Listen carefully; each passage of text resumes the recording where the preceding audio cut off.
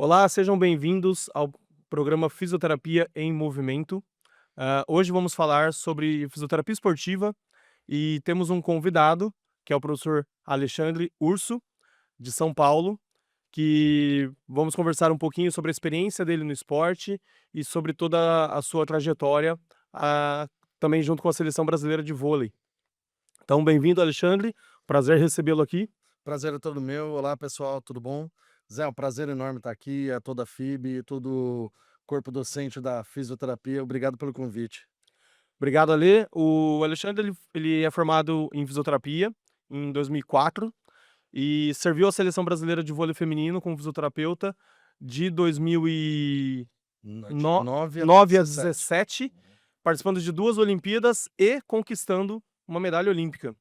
Mas, para a gente começar, Ale, eu gostaria de saber como é que foi sua história, né, como é que você chegou na fisioterapia esportiva? Na verdade, eu odiava a fisioterapia esportiva. Eu queria qualquer área, menos a parte de esporte, até por não ter conhecimento, porque na época da faculdade, eu não tinha matéria de física esportiva, eu tinha ortopedia e tal, e o professor virou e falou assim: "Ah, é quase a mesma coisa". E aí, o que acontece? Eu queria trabalhar com a parte de cardio. Só que chegou um momento que eu descobri que trabalhar em hospital era um pouquinho complicado, porque as pessoas morrem nos hospitais, eu não tinha levado isso em consideração. E na época eu estava trabalhando num hospital em São Paulo, na UTI pediátrica. E uma criança lá morreu, era dia de folga da gente, mas essa criança brincava muito comigo com uma enfermeira. Aí quando eu soube que ele morreu, sabe quando o chão desmorona, eu falei: "Ah, mano, eu não quero isso pra mim, eu não quero trabalhar com isso". Aí um amigo meu me ligou, falou: "Ale, ó, tô precisando de alguém pra trabalhar no Jogos Abertos aqui por São Caetano, você indica alguém?" Eu falei: "Eu". Aí ele virou: "Cara, a grana é uma porcaria". Eu falei: "Não, tudo bem, eu vou mesmo assim, porque eu quero aprender, quero entender como funciona". E trabalhei durante 15 dias nos Jogos Abertos pela cidade de São Caetano, né. Acabou a experiência, o secretário de esporte me chamou na sala dele e ele virou pra mim e falou: "Ó, eu quero você trabalhando com a gente na próxima oportunidade que tiver". Passou um mês, ele me ligou e falou: "Ó, tem uma vaga no vôlei, você quer trabalhar com a gente?". Aí eu fui, ingressei de cabeça no na fisioesportiva e descobri que fisioesportiva não é simplesmente ortopedia. Fisioesportiva envolve muita coisa e acabou sendo um momento para mim extremamente prazeroso, porque foi um momento de descoberta, foi um momento de conhecer gente, conhecer lugares novos, então foi desse jeito que eu acabei entrando dentro do mundo do esporte. E interessante você falar, né, que a fisioterapia esportiva não é a mesma coisa que a ortopedia. E aí o Le quais as competências, antes da gente falar da tua experiência exatamente olímpica, quais as competências que você acha que um fisioterapeuta do esporte deve ter para conseguir se sair bem nessa área? Primeiro estudar muito, estudar muito. Como eu disse, não é ortopedia. A gente precisa reabilitar extremamente rápido e com eficácia.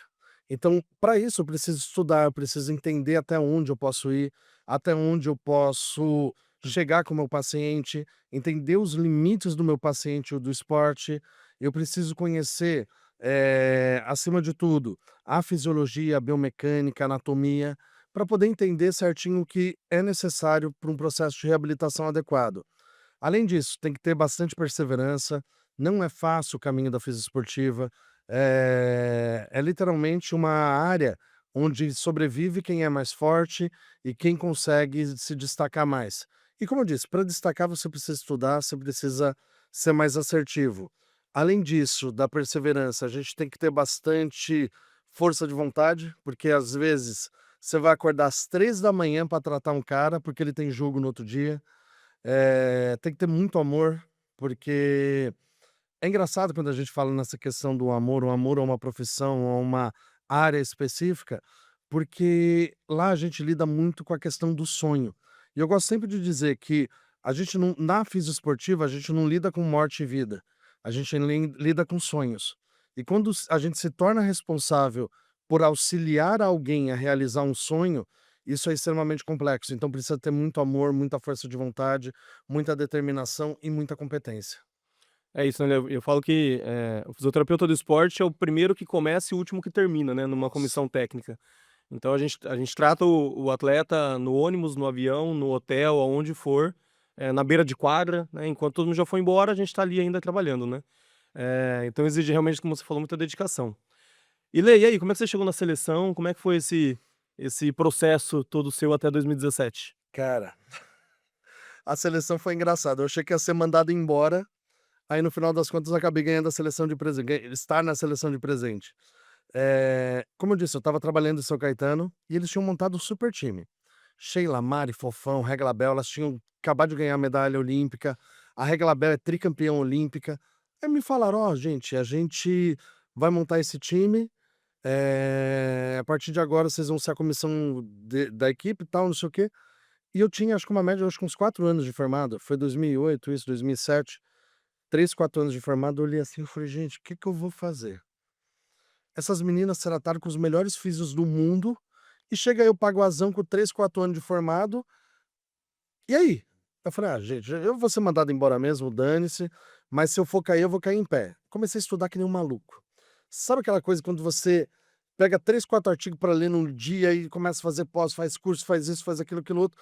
Eu comecei a estudar que nem um louco e acabou a temporada. Não conseguimos ganhar, ficamos em terceiro.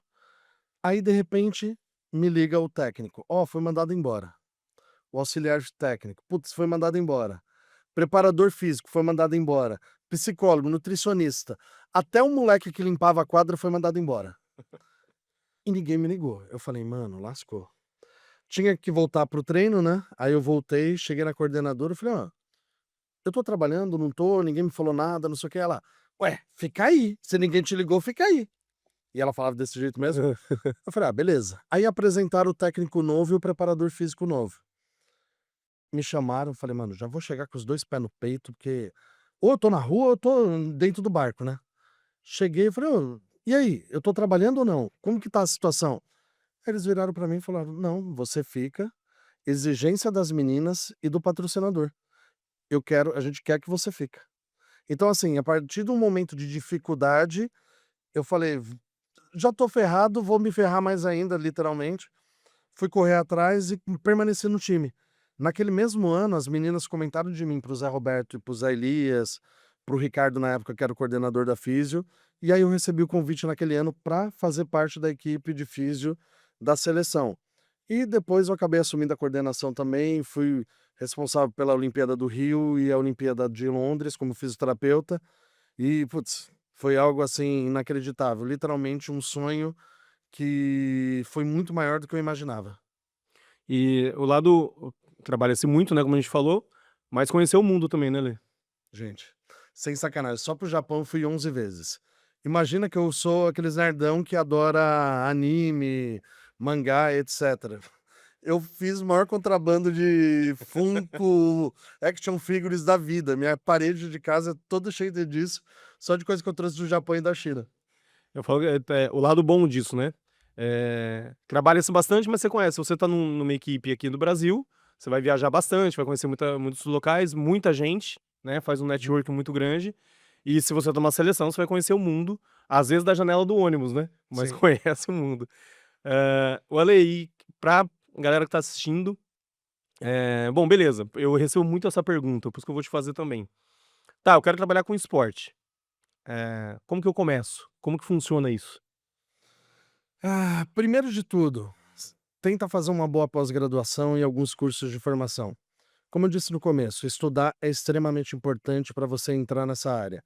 Então, estudando, você já vai conseguir passar na frente de bastante gente. Depois, se cerque de pessoas competentes. Quando você está cercado de 5 pessoas competentes, você se torna a sexta pessoa competente.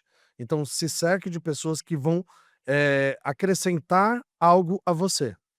Seja cara de pau. Esporte é muito cara de pau. Infelizmente, não existe tantas equipes para abrigar tanta gente. Mas assim, se você conhece um amigo que trabalha numa área, trabalha num clube, trabalha numa região, desculpa, pede para acompanhar ele um dia. Tenta entender como funciona. Porque literalmente a física esportiva, por mais que tenha espaço, eles vão sempre procurar quem está mais próximo, quem demonstra mais vontade, quem demonstra mais interesse naquela situação. Então, literalmente, seja cara de pau, estude bastante e o principal, não desista. É difícil? É difícil, mas uma vez que você entrou e mostrou competência, você continua por muito tempo ou até a hora que você desistir. E depois que você saiu da seleção, eh, não significa que você não trabalha mais com fisioesportiva. Quais são os seus principais pacientes hoje? O que que eles fazem da vida? Cara, eu tenho um bando de maluco que me segue, literalmente. Eu tenho alguns pacientes que trabalham com vôlei, né, lógico, mas hoje em dia tem atleta de beach tênis, esqui, tem atleta de futebol, de tênis, enfim, tem gente para tudo que é canto, vários esportes diferentes. E o que eu falo, o gostoso da fisioesportiva é isso, que você nunca vai ter a mesmice. Uhum. Todo dia é um dia diferente, todo dia é um conhecimento novo, todo dia é um papo diferente. Então, assim, hoje eu não tô na seleção, não tô com equipes, mas eu continuo tratando um monte de atleta, profissional e amador, e lógico, o mundo se amplia. Porque, por exemplo, depois que eu larguei a seleção, eu fui tratar atleta de mountain bike. Fui parar lá em Cape Town para uma competição de mountain bike. Fui parar lá na China para uma outra competição. E por aí vai. Então, assim, às vezes a gente se prende num esporte e acha que o nosso universo se limita àquilo. Mas a hora que a gente sai, a gente percebe que o universo é bem amplo. É, e muita gente fala: "Ah, mas pô, como é que eu vou trabalhar numa equipe, né, pra trabalhar com fisioesportivo?" Eu falei: "Você atende alguém que, corre numa equipe de corrida?" "Atendo." Falei: "Então você já trabalha com esporte." Uhum. Porque esse empresário, por exemplo, que tá na equipe de corrida, ele vai querer fazer uma maratona, sei lá, em Nova York, e ele quer ser tratado como atleta, então você precisa ter a formação pra isso também, né. Então não é só estar dentro de um clube, dentro de uma seleção, dentro de um mas o nosso dia a dia nos permite também, né, estar na área do esporte. Tem muita história boa também, né, Lê, muita história Nossa. engraçada dentro do meio esportivo. Na E conta aí, Lê. na verdade, esporte é sempre uma caixinha de surpresa, né. Mas uma coisa que eu queria ressaltar antes, né, quando você entra num esporte, você acaba entrando numa família. E isso que eu acho gostoso, sabe, quando você tá, por exemplo, no vôlei, todos os físicos se comunicam independente da equipe, independente da situação, às vezes dá risada, às vezes chora junto, mas é aquela coisa, tá todo mundo junto para tentar auxiliar o máximo possível. Histórias engraçadas, gente, nossa, tem desde atleta que toma medicação errada, até, sei lá, atleta que cai, quando você vai ver, o cara não machucou, ele só escorregou e tá morrendo de vergonha. Aí a gente teve um episódio que a gente foi jogar no Rio de Janeiro, e uma atleta do Rio, todo mundo já viu o vídeo, então pode falar o nome. Hã. A Joicinha foi atacar, só que na hora que ela saltou pra baixo. O pé dela escorregou e ela plum, caiu no chão, todo mundo desesperado, porque ela caiu e ficou. Eu até eu levantei, eu era do time adversário, mas eu até levantei. Aí de repente ela tá assim. Eu falei: "Mano, a menina tá convulsionando". Quando fui ver ela estava dando risada, porque ela escorregou no suor e não conseguiu sair do chão. Então tem umas coisas assim engraçada, mas o que eu sempre falo, quando a gente convive com um atleta, a gente acaba passando mais tempo com eles do que com a própria família. Uhum. E isso acaba ficando interessante, porque nessa hora a gente é o pai, é o irmão, é o marido, é o psicólogo, é a pessoa de referência para eles, para simplesmente falar assim: "Eu preciso de um abraço". Uhum. E a fisioterapia promove isso pra gente também, porque no final das contas, quando a gente pensa no esporte, a gente pensa no ser humano. Um ser humano tentando vencer o seu limite, um ser humano tentando ultrapassar um número, um ser humano tentando conquistar algo que ninguém conquistou. Uhum. Ou que até outro conquistou, mas aquela pessoa precisa passar por isso. Então o legal da questão de trabalhar com esporte pra mim, também tá nisso. De história engraçada, teve uma vez, ele era assistente técnico da gente. A gente ia disputar um campeonato e acabou tudo, foi tudo bem, chegamos no resultado que precisava. O que aconteceu? Inventamos de jogar futebol. Eu não sei jogar futebol, fiquei no gol. O outro cara achou que sabia jogar futebol. Ele foi chutar a bola, só que a bola passou por ele. Ele me chuta a trave, quebra 3 dedos do pé, Nossa. toma uma cerveja e continua a jogar. Ele falou que a cerveja ia curar ele. Depois ele colocou um RoboFoot, ficou um tempo parado, mas o maluco continuou jogando, porque estava se divertindo com a galera. Então o esporte tem muita dessas coisas, assim, de superar os limites, mas também de risadas, momentos de alegria, enfim. E o churrasco que eu tô esperando até hoje também, que virou lenda, né. Vai rolar, né. E fora quando eu demorei pra aprender uma situação, assim, atleta às vezes acaba um rally longo, e ela no último lance ela defende, cai e fica. E aí o juiz para o jogo, tal, não sei o que, você entra, aí eu entrei e falei assim: "Nossa, o que aconteceu? Eu vi não vi, não percebi nada". Falou assim: "Não, relaxa aí, mexe no meu joelho, mas só tô descansando".